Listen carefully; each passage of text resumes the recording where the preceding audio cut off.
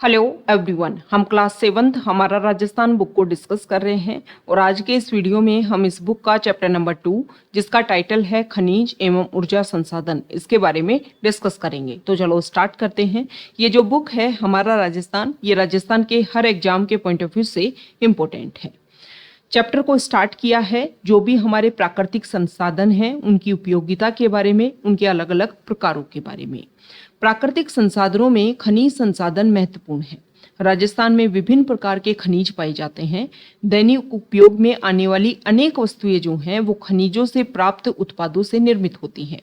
औद्योगिक विकास के लिए खनिजों की उपलब्धता बहुत ही ज़्यादा महत्वपूर्ण होती है। मतलब जहाँ पर जिस एरिया में ज़्यादा से ज़्यादा खनिज होंगे वहाँ पर जो औद्योगिक विकास है वो बहुत ज़्यादा देखने को मिलता है।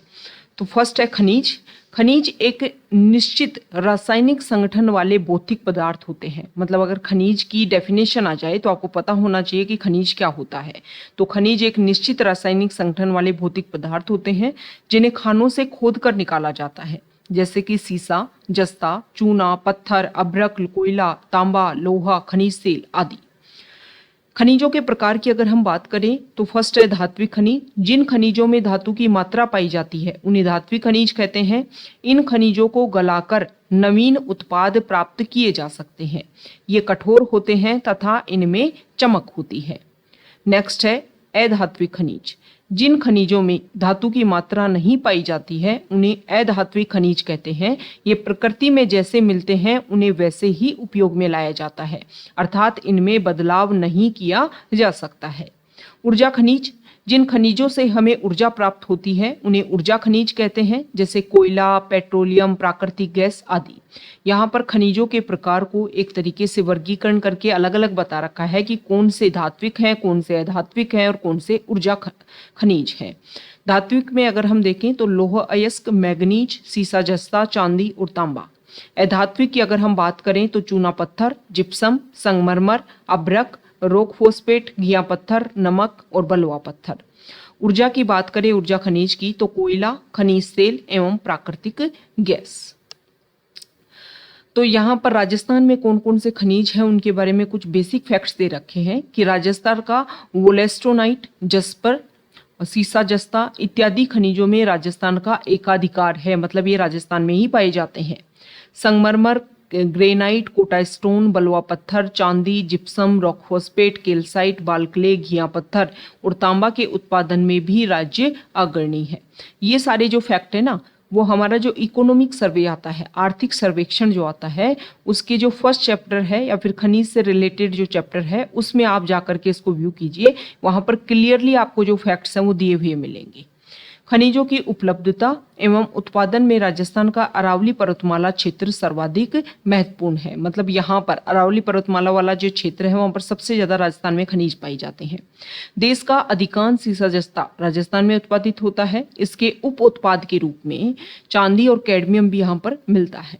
देबारी उदयपुर में जस्ता शोधक संयंत्र और चंदेरिया चित्तौड़गढ़ में सीसा जस्ता शोधक संयंत्र स्थापित हैं।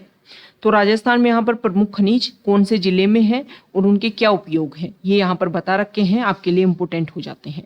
तो सबसे पहले सीसा जस्ता, ये है उदयपुर जावर की जो खान है वहां से निकाला जाता है और भीलवाड़ा और राजसमंद से। इसका उपयोग है अम्ल बैटरी, सुरक्षा उपकरण, बर्तन और सौंदर्य प्रसाधन, रंग उद्योग में। नेक्स्ट है तांबा। इसको झुंझुनू, खेतड़ी, अलवर, सीकर यहाँ से निकाला जाता है विद्युत तार उपकरण और बर्तन बनाने में। लो अयस्क, जयपुर, सीकर, झुंझुनू से मशीनरी, रेलवे पटरी, भवन निर्माण। चांदी, उदयपुर, राजसमंद से आभूषण, सिक्के, सजावटी वस्तुएं। जिप्सम, बीकानेर, नागौर, श्रीगंगानगर, बाड़मेर और जैसलमेर रासायनिक उर्वरक, प्लास्टर ऑफ पेरिस और सीमेंट बनाने के लिए। रॉक फॉस्फेट, उदयपुर, जैसलमेर, बांसवाड़ा, जयपुर और रासायनिक उर्वरक बनाने में। अभ्रक, भीलवाड़ा, अजमेर, उदयपुर से विद्युत उद्योग और सजावट और दर्पण बनाने के लिए। वोलेस्टोनाइट, सिरोही और अजमेर से सिरेमिक उद्योग, कागज उद्योग और रंग उद्योग में इसका उपयोग किया जाता है। संगमरमर, राजसमंद, नागौर, उदयपुर, बांसवाड़ा, चित्तौड़गढ़, सिरोही, कोटा भवन निर्माण में, मूर्ति निर्माण में और कलाकृतियां में। चूना पत्थर, चित्तौड़गढ़, सिरोही, कोटा, उदयपुर सीमेंट बनाने में और निर्माण कार्य में। ग्रेनाइट, जालोर, जैसलमेर, पाली, सिरोही भवन निर्माण और मूर्ति निर्माण में। ये राजस्थान का मैप है। राजस्थान में कौन कौन से खनिजों का कहाँ कहाँ पर वितरण है वो यहाँ पर शो कर रखा है। अब बात कर लेते हैं ऊर्जा संसाधन की। तो ऊर्जा संसाधनों को दो भागों में विभाजित किया गया है, परंपरागत ऊर्जा संसाधन और गैर परंपरागत ऊर्जा संसाधन। ऊर्जा के परंपरागत संसाधनों में मतलब काफी लंबे टाइम से हम जिसका यूज करते आ रहे हैं, कोयला, खनिज तेल और प्राकृतिक गैस, ये एक बार उपयोग में ले लेने पर सदा के लिए समाप्त हो जाते हैं। और ऊर्जा के जो गैर परंपरागत संसाधन हैं उसमें आती है परमाणु ऊर्जा, पवन ऊर्जा, सौर ऊर्जा और बायोमास। इनका उपयोग बार बार किया जा सकता है। ऊर्जा के परंपरागत संसाधन की अगर हम बात करें कि ऊर्जा जो है उसमें परंपरागत संसाधन में क्या कौन कौन आते हैं, तो फर्स्ट है कोयला। कोयला 4 प्रकार का होता है, एंथ्रेसाइट, बिटुमिनस, लिग्नाइट और पीट। एंथ्रेसाइट कोयला जो है वो उत्तम किस्म का होता है, मतलब इसमें एक तरीके से आप ये मानो कि धुआं जो है वो कम से कम निकलता है और एनर्जी ज़्यादा से ज़्यादा मिलती है एंथ्रेसाइट में। फिर जैसे जैसे कोयले की जो क्वालिटी है वो थोड़ा कम होती जाती है अदर यहाँ पर जो पार्ट है कोयले के उनमें। तो राजस्थान में इंपॉर्टेंट फैक्ट है, राजस्थान में लिग्नाइट कोयला पाया जाता है और यह कोयला पलाना, बरसिंगसर बीकानेर में, कपूरड़ी बाड़मेर में, मेड़ता रोड नागौर और जैसलमेर क्षेत्र में मिलता है।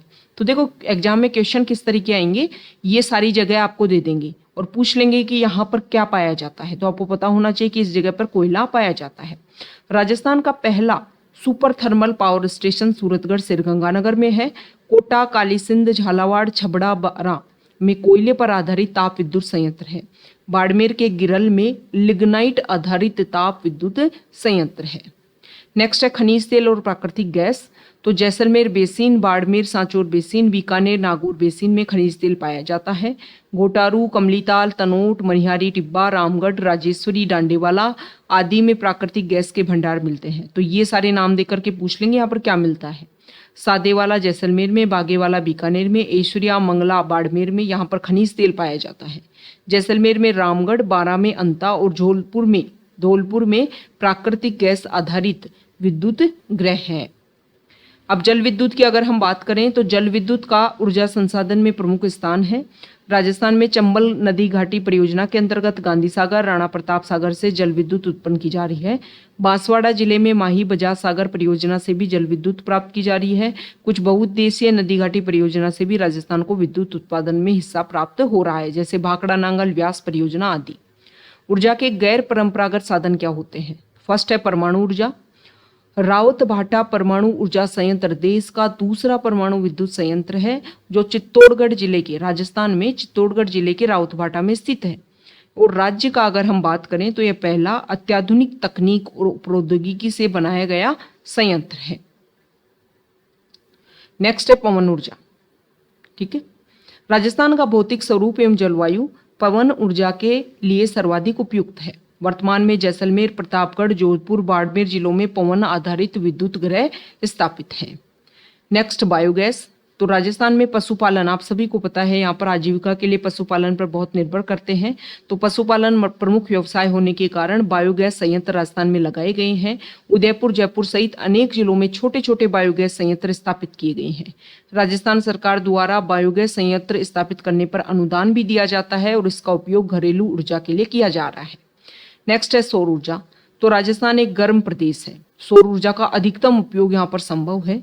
इससे सौर ऊर्जा उत्पादन की संभावना बढ़ जाती है। सौर ऊर्जा का उपयोग आप ऊर्जा संयंत्र, street light, solar cooker, water heaters आदि में किया जाता है।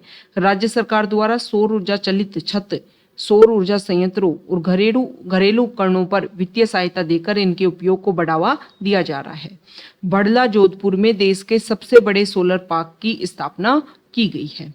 तो अगर हम बात करें तो राजस्थान में खनिज संसाधन और परंपरागत ऊर्जा संसाधन जो है न सिर्फ राजस्थान में, विश्व में, देश में सीमित मात्रा में उपलब्ध है। लाखों वर्षों की भूगर्भिक प्रक्रिया के द्वारा ये खनिज बनते हैं।